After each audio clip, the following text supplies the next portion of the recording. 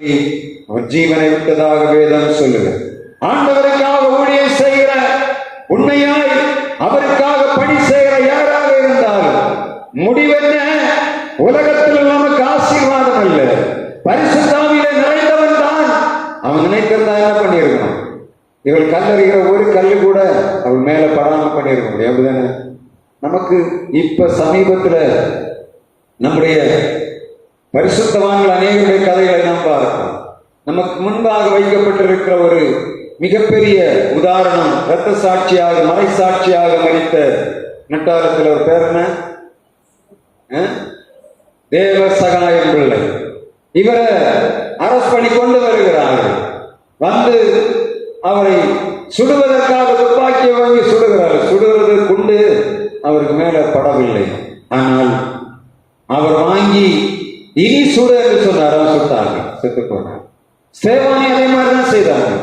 சேவானை குத்தின மனிதனே, சேவன் தோமாவை குத்தின மனிதனே, அவரை திரும்ப தூக்கி கொண்டு அவனுக்கு மருந்து செய்யும்படியாக தூக்கி கொண்டு போகிறான். அவர் சொன்னாரான், இல்ல, என்னை விட்டுவிடு, எனக்கு போதும், அந்த உலகத்துல என் ஊழியம் நிறைவேறி விட்டதுன்னு சொன்னான். முதல்ல குத்தி விட்டான். ஆனால் மனஸ்தாபப்பட்டு திரும்ப அவனை தூக்கி கொண்டு அவருக்கு எப்படியா மருந்து செய்து காப்பாற்ற வேண்டும் என்று நினைத்தான். அவரு அதுக்கு அளவு பண்ணவில்லை. வசனம் சொல்லுகிறது, சேவானதை போலத்தான் ஆண்டவருடைய சமூகத்திலே போனான். வானம் திறந்தாச்சு, பூமி ஒண்ணுமே தேவையில்லை என்று நினைத்தான். ஒப்பு கொடுத்தான். மகிமையை அவன் தரிசித்துக் கொண்டான். உலகத்தில் அவன் இன்னும் அதிகமான நாட்கள் வாழ்ந்திருக்க முடியும். ஆனால் அவனோ தன்னை ஒப்பு கொடுத்தான். உலகத்துல ஒன்றுமே அவர்களுக்கு பெரிதாக தோன்றவில்லை. பரிசுத்த ஆவியை பெற்றுக்கொண்ட மனிதனுக்குள்ளே இது இருக்கும் என்று சொன்ன அந்த வாழ்வு சிறப்பாக இருக்கும். அதுதான் இன்றைக்கு சேவான் நமக்கு வைத்திருக்கிற மிகப்பெரிய பாடம். ஆண்டவராய் இயேசு கிறிஸ்து பாவிகளை மீட்கும்படியாக இந்த உலகத்திலே வந்தார், சமாதானம் கொடுக்கும்படியாக வந்தார். அவருடைய சமாதானத்தின் நிறைவை இந்த நாட்களை நாம் அனுபவிக்க முடியவில்லை. காரணம் என்ன? பெற்ற பரிசுத்த ஆவியை நாம் துக்கப்படுத்துகிறோம். ஆண்டவர் சொல்லுகிறார், நீங்கள் மீட்கப்படும் நாளுக்கென்று முத்திரையாக பெற்ற பரிசுத்த ஆவியை துக்கப்படுத்தாதிருங்கள். வாழ்வோ சாவோ ஆண்டவருக்காக இறங்கி ஆண்டவருடைய திருச்சபைகளை செய்தி கேட்கிறோம். ஒரு நம்பிக்கை உண்டு நமக்கு. நம்முடைய கண்கள் மூடப்படும் போது, நாம் நம்முடைய பணியை முடிக்கும் போது நமக்காக வானம் திறந்திருக்கிறது. அதுதான் நமக்கு சந்தோஷம். உலகத்தில் எவ்வளவு பாடு, எவ்வளவு உபத்திரவங்கள், கல்லறி எல்லா மனிதர்களும் நம்மை கல்லறிந்தார்கள். ஆண்டவர் தம்முடைய மகிமையினாலே நம்மை இறைத்து மேன்மையாய் நடத்துகிறவராய் இருக்கிறார். திருச்சபையே இடத்துல வந்திருக்கிற நாம் நமக்குள்ள ஒரு சந்தோஷம் இருக்கணும். நம் ஆண்டவருக்காக செய்கிற பணிகளிலே ஆண்டவர் நம்மை மெச்சிக் கொண்டிருக்கிறார். அவர் நமக்கு பிரதிபலன் தருகிறவராய் எல்லாவற்றையும் சேர்த்து கொண்டு வருகிறார். எனவே திருச்சபையாகிய நாம், ஆண்டவர் இரத்தத்தாலே கழுவப்பட்ட நாம், ஆபிரகாமின் சந்ததியாகிய நாம், யோசேப்பின் வாக்கு தத்தத்தில், யோசேப்பு கொடுக்கப்பட்ட வாக்கு தத்தத்தின் பிரகாரம் இரட்சகனாய் இயேசுவும் வந்தார். அதை போல மோசே தீர்க்க தரிசனத்தின் நிறைவேறுதலாக இயேசு வெளிப்பட்டார். அவரை சேவிக்கிற நாம் உண்மையிலேயே பாக்கியமுள்ள சந்ததி. நாமும் ஒரு நாளிலே ஆண்டவருடைய திருமுகத்தை தரிசிக்கும் நாட்களிலே நமக்கும் இந்த வரவேற்பு நமக்கு கிடைக்கும். இயேசு எழுந்து நிற்கிறார். அவர் ஒரு நினைத்திருக்கிறார், கொஞ்ச நாள் சேவன் இருந்து ஊழியம் செய்யட்டும் என்று நினைத்திருக்கிறார். ஆனால் அதை செய்யவில்லை. அவர் என்ன செய்தார்? வா மகனே வா, போதும், இந்த உலகத்தில் உனக்கு பணி போதும் என்று சொல்லி அவனுக்கு பணி நிறைவை கொடுத்து ஆண்டவர் தன்னோடு சேர்த்துக் கொண்டார்.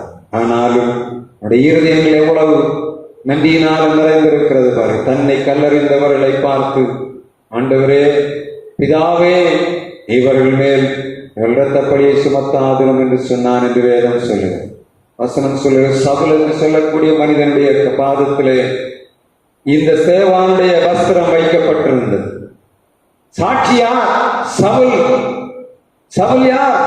இதற்கப்புறமாக நம்ம செய்யக்கூடிய ஊழியத்துடைய எல்லா காரியங்களும் சவுளுடைய சாட்சி நிறைவாக வருகிறது. எனவே ஆண்டவர் அப்போஸ்தலரை கொண்டு செய்த ஊழியம் மிக பிரதானமான ஊழியம். நம்மையும் ஆண்டவரிடத்திலே வைத்து நம்முடைய வார்த்தையை நமக்கு தருகிறார், நம்மை ஆசீர்வதிக்கிறார், நமக்கு பரிசுத்த ஆவியை தருகிறார், கையின் பிரயாசங்களை ஆசீர்வதிக்கிறார், நல்ல சமாதானமான வாழ்வை அவைகளிலே நம் நிறைவாய் வாழுவது மாத்திரமல்ல, நம் ஆண்டவருக்காக வாழுகிற கூட்டம் ஒரு பரலோக ராஜ்யம் நமக்காக ஆயத்தமாக்கப்படுகிறது.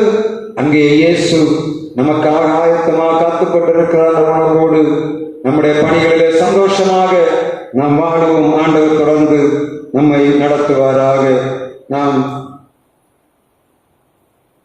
நம்முடைய பாடல் புஸ்தகத்திலே அர்ப்பணிக்கீதங்களை 114வது பாடலை பாடும்போது ஆண்டவருக்கு திருப்படிக்கோணை செலுத்தலாம். அர்ப்பணிக்கீதங்களிலே 114 தந்தை நன்னை இயேசுவே இந்நேரமே மக்கள்.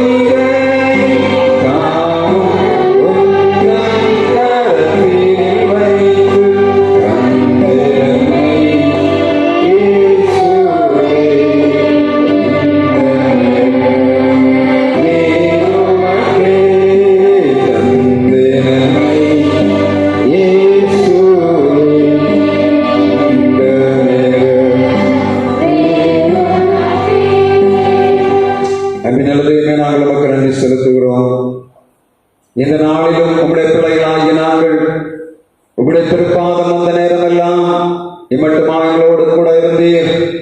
எங்கள் இருதயங்களை உமக்கு நேராக திருப்பும்படியாக நல்ல ஆராதனை தந்தீர். ஆண்டவரே, உம்முடைய நல்ல வார்த்தையை தந்தீர். இந்த நேரத்திலும் உம்முடைய பிள்ளைகளாகி நாங்கள் உமக்கு கொடுத்த திருப்பணி கொடைக்காக நாங்கள் உமக்கு நன்றி செலுத்துகிறோம். உம்முடைய பிள்ளைகளாகி நீர் எங்களுக்கு தருகிற கையின் பிரயாசங்களிலே உமக்கு கொடுத்து வாழ்வு நிறைவுகளை பெற்று அனுபவிக்கும்படியாய் கிருபைதார். கொடுங்கள், உங்களுக்கு கொடுக்கப்படும் என்று சொன்ன வார்த்தை பிரகாரம் நிறைவான ஆசீர்வாதத்தை எங்களுக்கு தந்து நடத்துவீராக. உம்முடைய பிள்ளைகள் யார் யாரெல்லாம் கர்த்தாவின் நாட்களிலே வேலை வாய்ப்புகளற்று கிடக்கிறார்களோ நல்ல வேலை வாய்ப்புகளை தருவீராக. வேலை வாய்ப்புகளை பெற்றும் தங்கள் வருமானங்கள் போதாதபடி கிடக்கிற எங்கள் பிள்ளைகளை கர்த்தர் கண்ணோக்கி பார்ப்பீராக. உங்களுடைய திவ்ய பலன் எங்கள் பிள்ளைகளை ஆளுகை செய்யும்படியாக ஒப்புக் கொடுக்கிறோம். அப்பா, உங்களுடைய ஆசீர்வாதங்களை எங்களுக்கு தருவீராக. இந்த நேரத்தில் எங்கள் பிள்ளைகள் வீடுகளுக்கு புறப்பட்டு போகிறார்கள். நம்முடைய பாதுகாப்பு தாரும், வீடுகளிலே சமாதானம் தாரும், குடிக்கிற தண்ணீர் புசிக்கிற ஆகாரங்களை ஆசீர்வாதமாக்கி கொடும்.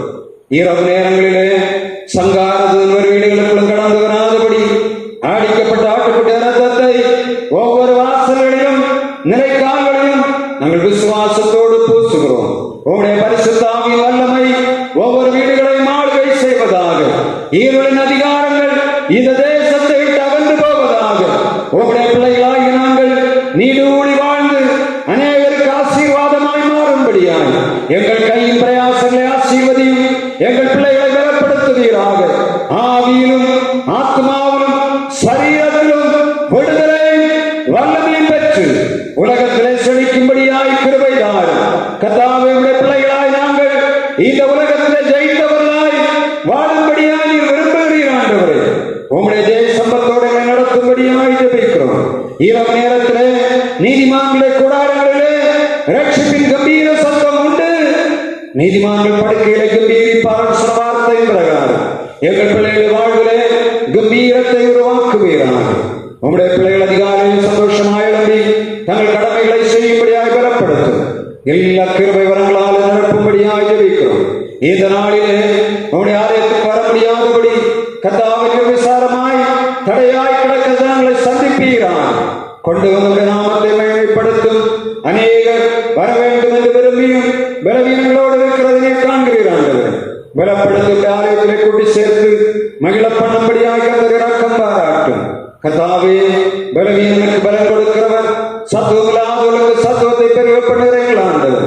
எங்கள் பிள்ளைகளுடைய வாழ்வை செழிக்க பண்ணும்படியாக ஜெபிக்கிறோம். குடிக்கிற தண்ணீர், புசிக்கிற ஆகாரங்களை ஆசீர்வாதமாக்கி கொடும்.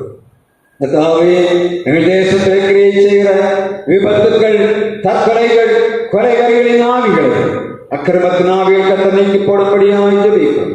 எங்கள் தேசம் போதை வஸ்துகளை நீங்குகிற தேசமாய் கர்த்தர் பயன்படுத்தும்படியாக ஜெபிக்கிறோம். உங்களுடைய திருக்கரத்தில் எங்களை தாழ்த்தி ஒப்புக் கொடுக்கிறோம்.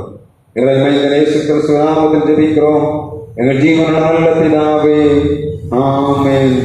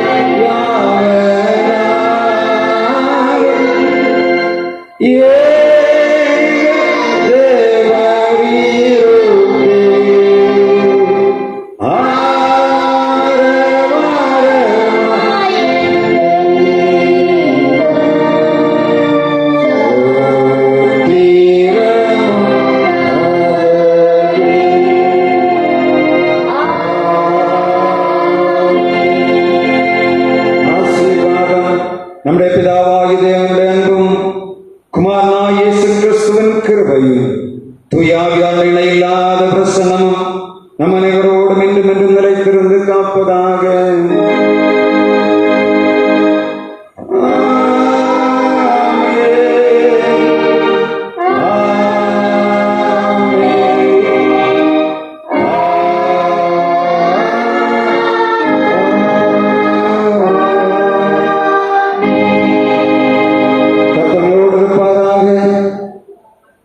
சமாதானத்தோடு சென்று வாருங்கள். இப்படி நாமத்தினாலே